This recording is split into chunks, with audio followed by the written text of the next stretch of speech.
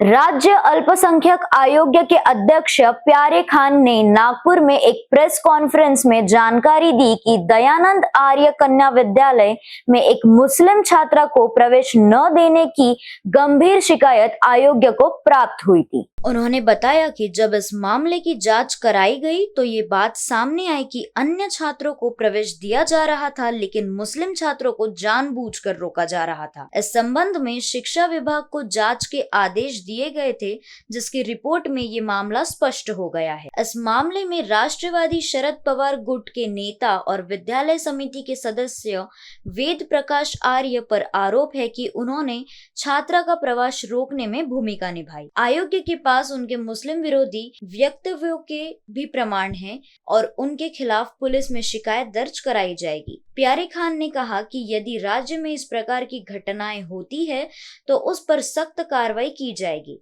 उन्होंने दोहराया कि केंद्र और राज्य सरकार का उद्देश्य सबका साथ सबका विकास है और अल्पसंख्यकों पर अन्याय सहन नहीं किया जाएगा। देखिए, हमारे पास दयानंद कन्या विद्यालय का बहुत पहले एक केस आया था जो वेद प्रकाश आर्य जी है और मिस्टर राजेश लालवानी जी के पे कंप्लेंट थी, तो वो मेरे पास केस चल रहा था।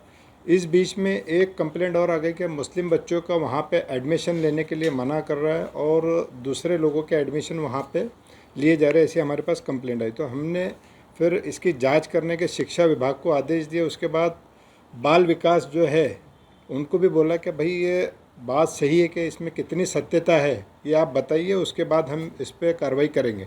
तो जब दोनों ने, शिक्षा विभाग ने और बाल वालों ने जब इन्वेस्टिगेशन किया तो वो सत्यता उसमें पाई गई और फिर उसके हिसाब से उस स्कूल पर गुना दाखिल किया गया।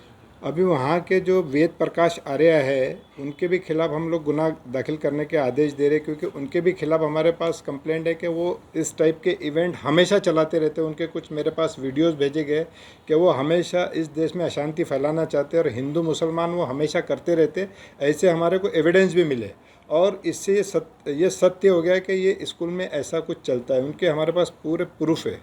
ने उस स्कूल में वो मेंबर है और हमने पुलिस को और इसको क्या बोलते हैं शिक्षा विभाग को बोला कि जिन पे क्रिमिनल एक्टिविटी है, स्कूल बोले तो एक शिक्षा का मंदिर होता है, यहाँ पे ऐसी एक्टिविटी चलनी नहीं चाहिए। जिस पे भी गुनाह दाखिल है ऐसे लोगों को उस स्कूल से बाहर करिए। हमने इससे पहले भी जो मिस्टर राजेश लालवानी थे उनको कड़े शब्दों में कहा था कि ऐसे लोग बिल्कुल इस संस्था में होने नहीं चाहिए कि जो इस टाइप की एक्टिविटी चलाते हैं। देखिए, अभी दूसरी शालाओं का नहीं आया, लेकिन बहुत सारी जो स्कूलें हैं, जैसे बहुत सारी स्कूलों के हमारे पास कंप्लेंट है। नागपुर में जो इसको मिशनरीज, जो खास कर के मिशनरीज स्कूलों के हमारे पास कंप्लेंट है कि उन स्कूलों में भी ये सब चल रहा है। तो उन पे भी अगर ऐसा कुछ मिलता है तो हम डेफिनेटली उस पर कड़क कार्रवाई करेंगे, क्योंकि यहाँ पे जो सरकार है, जो भारत के प्रधानमंत्री है, उनका 15 पॉइंट प्रोग्राम शिक्षा को लेके एकदम सीधा संदेश है कि सबका साथ, सबका विकास और सबका विश्वास। तो यहाँ सब ये सब चलने वाला नहीं।